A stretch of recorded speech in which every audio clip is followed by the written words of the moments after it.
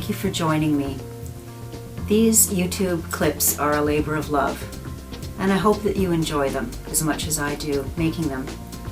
The purpose is to help open up some doors, educate. But if they don't resonate with you, let them go and move on to the next. I hope you will sit back, relax, and enjoy. Thanks for watching. This question is from Jacko. When a baby has been aborted, what happens to his or her soul? The good news is no soul is ever lost. And I have to say, for the most part, that soul knew what the outcome would be and needed to experience it for their soul progression. I'm not going to get into the whole dynamics around abortion. I will just speak around what happens to the spirit. So the spirit baby, what they have choice. They go back to the spirit world and they can actually be reborn into the family when the time is better for them. Or they can be born into the larger family, a sister or brother who's, they're going to have a baby.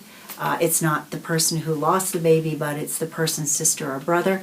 Then the baby comes into the family and lives their life. Or they decide, I don't want to come here. It's too much work. So they are still in the spirit world. I know that when I do readings, and there are a lot of questions around what happened to my baby whom I aborted, if I don't get an answer, it's because the baby has already reincarnated into the world again, and because they're their own person, I can't connect to them. However, if I can connect to them immediately, it means that they are still in the spirit world. So that's just the long and the short of it. I know from my personal experience with my mentor Sadie, God bless her, she passed in 2001 at the ripe old age of 86. And she had 5 miscarriages. 5. And earlier on, when she and I got to be very close, she said, I had one in the 40s, which would have been prior to my birth. And she said, I named her Carolyn, and she would be known by the yellow rose.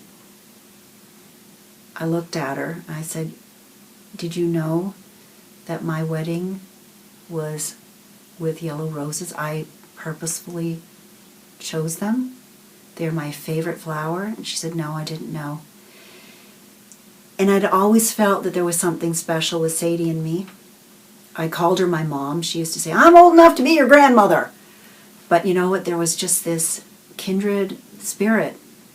So my theory is that I couldn't be with Sadie as a mom, so I was born into the area.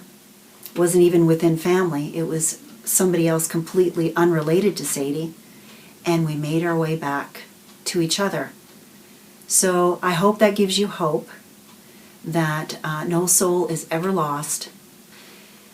Sadie also told me that they chose her. Those 5 babies chose her so that they could have the experience of being in utero, but not having to live their life here on the planet.